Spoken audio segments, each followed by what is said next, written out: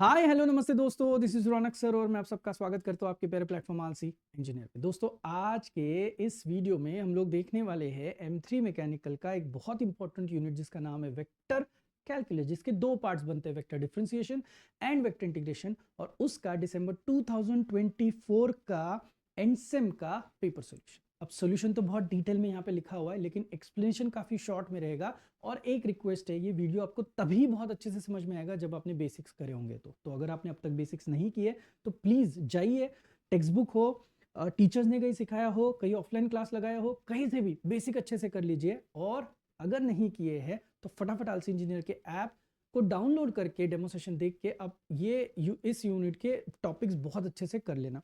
Strategy session अगर आप इस पूरे यूनिट का देखोगे तो मैंने बच्चों को बोला वेक्टर डिफरेंशिएशन ज्यादा अच्छे से करना, वेक्टर इंटीग्रेशन के लिमिटेड टॉपिक कर लो, लाइन इंटीग्रल कर लो, और इंपॉर्टेंटली आपका स्टोक्स थ्योरम कर लो। तो इसके बारे में डिटेल में वापस जब हम लोग क्वेश्चंस देखेंगे तब बात करेंगे, लेकिन ये फायदेमंद तभी साबित होगा जब आप कॉन्सेप्ट ढंग से करोगे। तो कंसिडरिंग एज्यूमिंग आपने बहुत अच्छे से कॉन्सेप्ट करिए, शुरुआत करते हैं इस पर्टिकुलर यूनिट के साथ। वेक्टर कैलकुलस, क्या क्या सवाल एग्जाम में आए हैं ये देखना बहुत ही इंटरेस्टिंग रहेगा। सबसे पहले तो वेक्टर डिफरेंशिएशन इसमें आपको ज्यादा करना पड़ेगा, वेक्टर डिफरेंशिएशन की प्रैक्टिस ज्यादा करो, वेक्टर इंटीग्रेशन के लिमिटेड वाले टॉपिक्स करो। ये स्ट्रेटेजी सेशंस में मैं ऑलरेडी बता चुका हूँ और यूट्यूब पे भी ये स्ट्रेटेजी सेशन आ जाएगा, देख तो लो। A curve is given by x दिया है, y दिया है, z दिया है हम लोगों को विद रिस्पेक्ट टू t, और हमें एंगल बिटवीन द टेंजेंट्स निकालना है। हमेशा याद रखना, हाँ यहाँ पे ना ये जब आप सीखते हो वेक्टर डिफरेंशिएशन तो आर बार हीरो होता है, एक्स आई कैप प्लस वाई जे कैप प्लस क्या होता है जेड के कैप, जो कि आपको ऑलरेडी दिया है। आप इस आर बार का विद रिस्पेक्ट टू टी जब डेरिवेटिव लेते हो तब उसे कहा जाता है टेंजेंट वेक्टर। तो हमें सबसे पहले क्या बोला है, एंगल बिटवीन द टेंजेंट्स बोला है। तो ये टेंजेंट वेक्टर जैसे ही आएगा आप लोग उस टेंजेंट वेक्टर का पहले तो t इज इक्वल टू कुछ दिया होगा 0 पे, और उसी टेंजेंट वेक्टर का t इज इक्वल टू 1 पे नोटेशंस निकाल लो। देखो आर बार दिया हुआ है, x की वैल्यू, y की वैल्यू, z की वैल्यू पुट करी, डेरिवेटिव लिया, डेरिवेटिव निकालने के बाद t is equal to 0 put करके इसका एक आंसर निकला, और t is equal to 1 put करके इसका एक आंसर मिला। जब दो आंसर्स आए उनका एंगल जब भी हमें फाइंड करना पड़ता है तो हमें उन दोनों का क्या लेना पड़ता है भाई साहब, डॉट प्रोडक्ट लेना पड़ता है। सो डॉट प्रोडक्ट दोनों का लेने के लिए हमेशा t1 bar dot t2 bar is equal to t1 t2 upon cos theta. cos theta is ये t1 t2 डिवाइड हो जाएगा, ये होता है अंडर रूट ऑफ जो भी कोएफिशिएंट्स है उनके स्क्वायर, अंडर रूट ऑफ जो भी कोएफिशिएंट्स है उनके स्क्वायर। यहाँ पे गलती बच्चे और करते हैं, ये -5 का स्क्वायर पॉजिटिव होगा, कोई भी स्क्वायर नेगेटिव में हो पॉजिटिव में हो बीच में माइनस मत डालना, माइनस का स्क्वायर पॉजिटिव होके नंबर ऐड ही होने वाले, ये चीज समझ लो। अब डॉट प्रोडक्ट कैसे ले सर, आपको मैंने पहले भी बताया था, आई की जोड़ी आई के साथ मल्टीप्लाई करके लिखो, जे की जोड़ी जे के साथ मल्टीप्लाई करके लिखो, के की जोड़ी के साथ मल्टीप्लाई करके रखो, तो ये यहाँ पे जो भी बचेगा that would be your answer. और उनको क्या चाहिए था भाई, एंगल चाहिए था, दो theta is equal to cos inverse of something चाहिए। तो कैलसी पे इसका आंसर निकाल के आप उनको डिग्री मोड में आंसर दे सकते हो, आपकी मर्जी, आपका कॉल है। यहाँ तक लिखा तो भी आपको फुल मार्क्स मिलने चाहिए थे इस पर्टिकुलर क्वेश्चन के।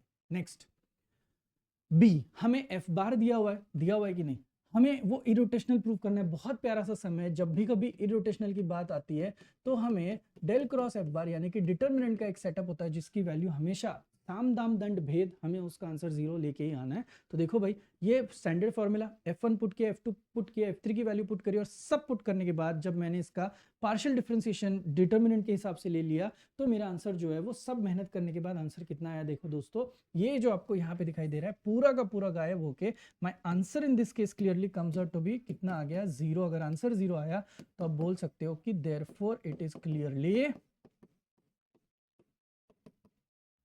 इरोटेशनल। तो इरोटेशनल वाला पार्ट आपको 3 मार्क देके जाएगा। अब जब स्केलर पोटेंशियल निकालना है तो स्केलर पोटेंशियल के लिए आपको फाई का एक स्टैंडर्ड फॉर्मूला यूज करना पड़ता है, integration f1 dx integration f2 dy integration f3 dz। यहाँ पे x नहीं दिखना चाहिए और यहाँ पे x और y दोनों नहीं दिखने चाहिए। सो टेक्निकली जितना f1 है वो पूरा लिखो, with respect to x integrate करो, x स्क्वायर का इंटीग्रेशन आएगा x³ 3, यहाँ पे x नहीं है तो ये कांस्टेंट ट्रीट होकर dx का इंटीग्रेशन आएगा x। अब दूसरे टर्म में से x चाहिए नहीं, कितनी टर्म्स है ये, दो सब टर्म्स है अंदर, x की टर्म नहीं चाहिए तो सिर्फ y स्क्वायर आएगा, तो y² dy का इंटीग्रेशन आएगा y³ 3। And z² minus xy में आप देखोगे तो xy की टर्म नहीं चाहिए क्योंकि x और y फ्री चाहिए, तो सिर्फ z² का इंटीग्रेशन आएगा z³/3, और एंड में चाहिए तो आप यहाँ पे प्लस c ऐड कर सकते हो। इतनी सिंपल सी चीज आपको यहाँ पे दिमाग में रखनी है। समझ तो आ रहा है ना भाई? ना बैकलॉग का डर, ना रिजल्ट की चिंता। अब इंजीनियरिंग में सिर्फ स्कोर ही स्कोर होगा। Top class learning, hand written notes, solve PYQs, strategy sessions, doubt sessions, 1-to-1 teacher interaction के साथ अब university wise curated, updated, pre recorded courses आपको मिलेंगे आलसी इंजीनियर के ऐप पर। Trusted by 2 lakh plus students. Join us, download the app now. Thank you. चलिए अब देखते हैं सी। इवैल्यूएट करने के लिए बोला है, इंटीग्रेशन दिया हुआ है F bar dot D R बार। ये तो अपना इवैल्यूएट वाला वर्क डन वाला ही सम है। फिर एफ बार हमें दिया हुआ है और C is a straight line joining 102 से लेके जाना है हम लोगों को 311 में। First and the most important चीज, हमें अगर एफ बार दिया हुआ है तो ये जो curve integral F bar dot D R बार है उसका फॉर्मूला रहेगा f1 dx plus f2 dy plus f3 dz। f1 आपको पता है, यहां से उठा सकते हो x स्क्वायर, dx हो जाएगा 2xy dy और ये हो जाएगा z और dz। अब स्ट्रेट लाइन के लिए अगर हम लोगों को सॉल्व करना है, आप इंडिविजुअल इंटीग्रेशंस भी कर सकते हो, लेकिन उसके लिए जरूरी है कि आपके सारे एलिमेंट्स किसी एक ही वेरिएबल में कन्वर्टेड हो। अब यहाँ पे x है, y है, z है, और जब भी कभी स्ट्रेट लाइन के सम्स होते हैं, इट इज मैंडेटरी कि आप इसको सबको t में रिप्रेजेंट करो using a formula, very standard formula, x minus x1 upon x2 minus x1 is equal to y minus y1 upon y2 minus y1 is equal to z minus z1 upon z2 minus z1 is equal to t। तो अब जब आप यहाँ पे ये x1 y1 z1 और x2 y2 z2 consider करके value put up करोगे तो आपको x की वैल्यू मिल जाएगी, that comes out to be 2t plus 1, y की वैल्यू मिल जाएगी t और z की वैल्यू मिल जाएगी minus t plus 2। अब इसका dx करोगे तो आएगा 2dt, इसका dy करोगे तो dt आएगा और इसका dz करोगे तो माइनस dt आएगा। अब आपको निकालनी है रेंज, क्योंकि अब ये सब जब आपका t में कन्वर्ट हो चुका है तो आपको t की भी रेंज चाहिए जो कि यहाँ पे नहीं दी है। तो आप इसमें से किसी भी एक की रेंज उठाओ। जैसे कि मैं x की रेंज लेता हूं तो वो 1 से लेके कहां तक जाएगी दोस्तों, 3 तक के जाएगी। सो 1 से लेके 3 अगर x है तो करस्पॉन्डिंगली मेरी t की वैल्यू कैसे आएगी ये हम लोग देख लेते हैं। आप x की रेंज को पकड़ के चलो, ये देखो x है और t का रिलेशनशिप है। अब जल्दी से बताओ, अगर मेरा x 1 होगा, देखो यहाँ पे क्या दिखाई देगा, फिर 1 is equal to 2t plus 1, 1 will get cancelled and 2t is equal to 0, यानी कि t की वैल्यू कितनी मिल जाएगी, 0। सिमिलरली x की जगह पे 3 पुट करोगे तो 3 और ये 1 इधर चला जाएगा, 3 minus 1 is equal to 2, 2 is equal to 2t, 2 cancel होके t is equal to कितना मिल जाएगा, 1, यानी कि हमें t की रेंज मिलती है 0 से लेके 1। बहुत बारी बच्चे ये भी पूछते कि सर x की ही वैल्यू क्यों पुट करनी, भाई आप y ले लो, चाहिए तो z ले लो, आप कुछ भी लो, आपकी रेंज जो होगी वो t की वो चेंज नहीं होने वाली है, वो 0 से लेके 1 ही रहेगी। अब आप इस इक्वेशन को रीराइट करोगे तो सब कुछ आपको t के टर्म्स में मिलेगा। इसको प्यारे तरीके से सिंप्लीफाई करना होगा, नेगेटिव साइन वगैरह वगैरह सबको एडजस्ट करके, और फिर जाके जब इंटीग्रेट करोगे t स्क्वायर का t क्यूब बाई 3 और t का t square by 2, upper limit lower limit substitute करोगे तो you will start getting your answer. Answer comes out to be, यहाँ पे जो दिखाई दे रहा है 19/2 मेरा आंसर आ चुका है। अब इस प्रोसेस में हो सकता है मेरे से कुछ 19-20 हुआ हो, लेकिन इट इज इंपॉर्टेंट कि आपको कॉन्सेप्ट समझ में आए किस तरीके से ये सब कुछ चल रहा है। समझ आया? अब नेक्स्ट क्वेश्चन नंबर 7a में देखो हमें क्या पूछा है। अब तक क्या हुआ था भाई, 2 क्वेश्चंस वेक्टर डिफरेंशिएशन के थे और एक वेक्टर इंटीग्रेशन का था। अब क्वेश्चन 7 में क्या हो रहा है, डायरेक्शनल डेरिवेटिव निकालने के लिए बोला, यानी कि वापस हम लोग यहाँ पे वेक्टर डिफरेंशिएशन में आ चुके। फाई दिया है दोस्तों, at a point along a tangent to the curve दिया हुआ है, और वो भी xyz देके हमें t इज इक्वल टू 0 बोला है। 2 चीजें यहाँ पे आपको नोटिस करनी पड़ेगी। एक तो उन्होंने एक वर्ड यूज किया है टेंजेंट। टेंजेंट कब निकलता है, आपका एक हीरो हुआ करता था, याद है ना। उसके बाद ये जो एक्स आई कैप प्लस वाई जे कैप प्लस जेड के कैप होता है, करेक्ट, इसका आप लोगों को यहाँ पे D R bar by D T करना पड़ेगा, तब जाके आप इसको टी बार बोलोगे, और इस टी बार को आपको डेरिवेटिव निकालने के बाद t is equal to 0 substitute करना है। तब जाके जो बंदा आएगा उस बंदे को आप लोग बोलोगे कि तू कौन है भाई, तू ए बार है। उस ए बार का अपन निकालेंगे ए कैप, यानी कि unit vector. Now just have a look at it. Phi हमें पता है ना, फाई हमें दिया है, तो सबसे पहला काम करेंगे एक लाइन क्लियर करेंगे, क्योंकि हमें dd निकालना है। dd का स्टैंडर्ड फॉर्मूला तो पता होगा अब तक आपको, डेल फाई डॉट क्या होता है भाई साहब, ए कैप होता है। तो डेल फाई निकालने के लिए पहले जो फाई दिया है उसका with respect to X derivative लो आई कैप लगाओ, with respect to Y derivative निकालो जे कैप लगाओ, with respect to Z derivative निकालो के कैप निकालो। अब डेल फाई को एट अ पॉइंट सॉल्व करके सिंप्लीफाई करके आपको बढ़िया से यहाँ पे वेक्टर क्वांटिटी मिलती है डेल फाई की। उस डेल फाई की क्वांटिटी के साथ अब हम लोगों को इस ए कैप को भी रेडी करना पड़ेगा, और ए कैप रेडी करने की प्रोसेस में आपका ये सम थोड़ा सा डिफिकल्ट आपको लग सकता है, बिकॉज आर बार अभी भी लिखा था, then there is R bar का version in terms of T मैंने लिखने के बाद इसका D R bar by D T मुझे निकालना पड़ेगा। वो निकालने के बाद इस प्रोसेस में आपको यूवी रूल लगता है। देखो यहाँ पे ये टर्म और ये टर्म देखोगे तो टी की 2 टर्म्स आई है। 2 टर्म्स मतलब यूवी रूल डेरिवेटिव का हमें यूज करना पड़ेगा। So D by D X of UV का स्टैंडर्ड फॉर्मूला आपको पता ही होगा, u dv बाई dx होता है प्लस साथ में v du बाई dx होता है। तो भाई प्यारा सा डेरिवेटिव यूवी रूल यहाँ पे भी यूवी रूल, और बाहर जे कैप वगैरह जो भी आपको कॉमनली लिखना है वो आप लिख के सिंप्लीफाई करोगे। सिंप्लीफाई करने के बाद जहां जहां पे टी मिलता है उन्होंने अपने को बोला है टी इज इक्वल टू क्या करना है, 0। भाई ये नोट्स में भी सम है, ये आप जब खुद आपने पढ़ाई करी होगी तब भी डीडी में आपको इस तरीके का सम जो है वो दिखा होगा, क्योंकि डीडी के जो टाइप्स है उस हिसाब से ये सम एग्जाम में पहले भी आ चुका है। तो होपफुली आपको ये समझ आ रहा है ये प्रोसेस क्या चल रही है। फिर ये जो आपका टी बार हुआ उसको हम लोग बोलेंगे तू ए बार है भाई, और इस ए बार का हम लोग ए कैप निकालेंगे, और उस ए कैप के साथ हम लोग यहाँ पे del phi dot A cap निकाल के अपना पूरा का पूरा आंसर जो है वो कवर कर देंगे।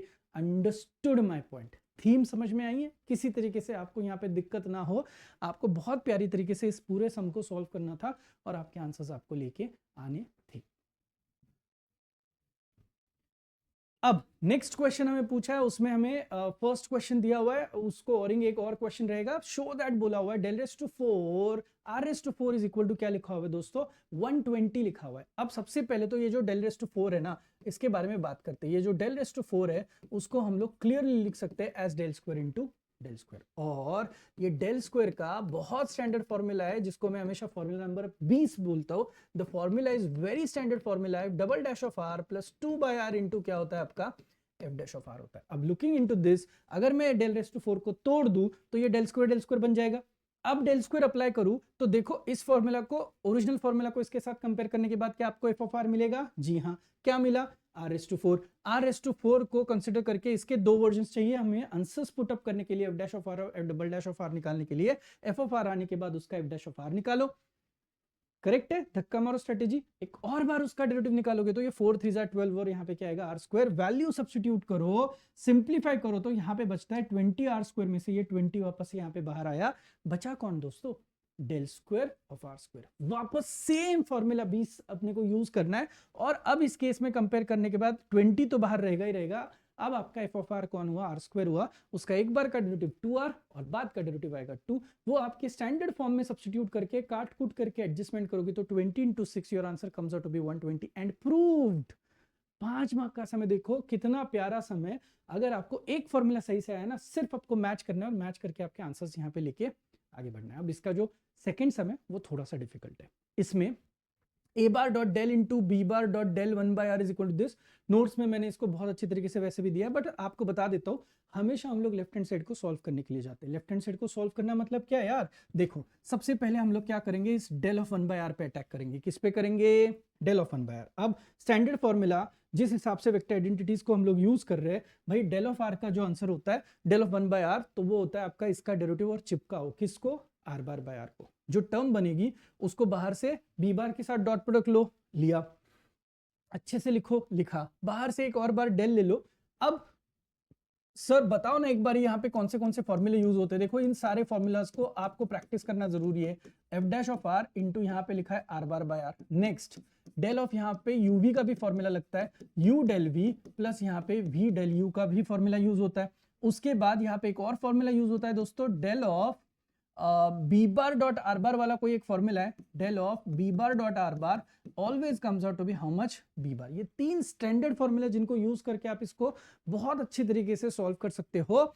बी बार लगाया, अब डेल करने के बाद ये जो सेटअप यहाँ पे दिखता है, यहाँ पे ऊपर एक टर्म दिखती है और नीचे एक टर्म दिखती है, तो इसको u बाई वी की जगह पे uv कंसिडर किया हुआ है। मतलब कि ये वाला जो पार्ट है उसको u कंसिडर किया हुआ है, और 1 अपॉन आर क्यूब वाला जो पार्ट है उसको इसमें क्या कंसिडर किया हुआ है, v कंसिडर किया हुआ है। अब uv रूल को हम लोगों ने यहाँ पे सही तरीके से अप्लाई करने के बाद आपको एक चीज नोटिस करने मिलेगी, u derivative of v, v derivative of u, है कि नहीं। अब del of b bar dot are bar का देखो स्टैंडर्ड आंसर है बी बार, तो ये तो बी बार होके चुप बैठ जाएगा। लेकिन del of 1 by r cube के लिए हम लोगों को वापस से वो 6 नंबर का फॉर्मूला जो हमेशा मैं कहता हूं वो यूज करना पड़ेगा, यानी कि derivative r bar by r. यानी कि इसका डेरिवेटिव करोगे 1 अपॉन आर क्यूब का तो comes out to be -3 upon r square, और चिपकेगा कौन, आर बार बाय आर। जैसे इसको चिपका तो भाई साहब आपका ये सारा सिंप्लीफिकेशन करके यहाँ पे टर्म आएगी, और इस टर्म को आप बाहर से अब क्या डॉट प्रोडक्ट लेने वाले हो, ए बार के साथ।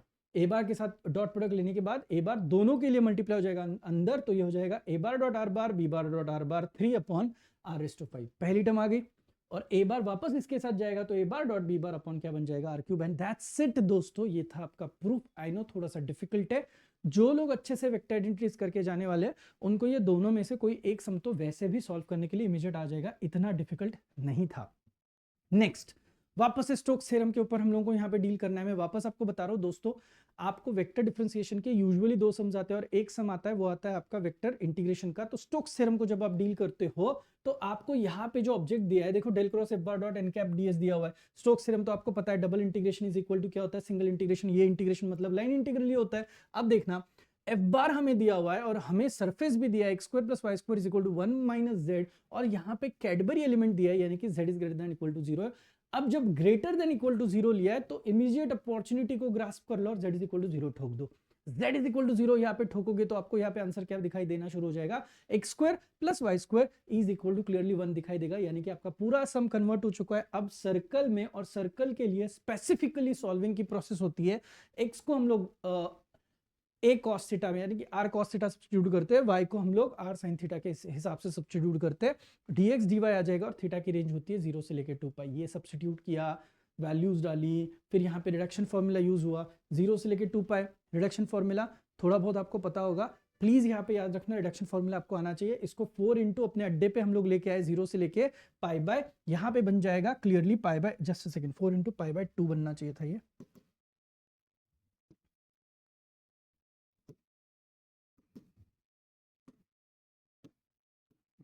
0 से लेके 2 पाई को हम लोग 4 इंटू 0 से लेके पाई बाय 2 लिख सकते हैं sine square theta, and then once we simplify the answer that we get is cancel out करके माइनस पाई मिलेगा। मैं वापस बता रहा हूँ, this is barely an explanation, because इसका डिटेल एक्सप्लेनेशन आप जब तक कॉन्सेप्ट नहीं करोगे आपको समझ में नहीं आने वाला है। होपफुली ये यूनिट आपको समझाए। यूनिट इज बिट डिफिकल्ट, थोड़ी सी इसके लिए एक्स्ट्रा प्रैक्टिस करना हमें मैंडेटरी है। तो दोस्तों होपफुली जितने क्वेश्चंस दिसंबर 2024 के पेपर में आए थे उसका एक्सप्लेनेशन आपको समझ में आया, कॉन्सेप्ट अच्छे से कर लेना। आप सभी को आपके एग्जाम्स के लिए ऑल द वेरी बेस्ट। मिलते हैं नेक्स्ट वीडियो के लिए, तब तक के लिए थैंक यू सो मच।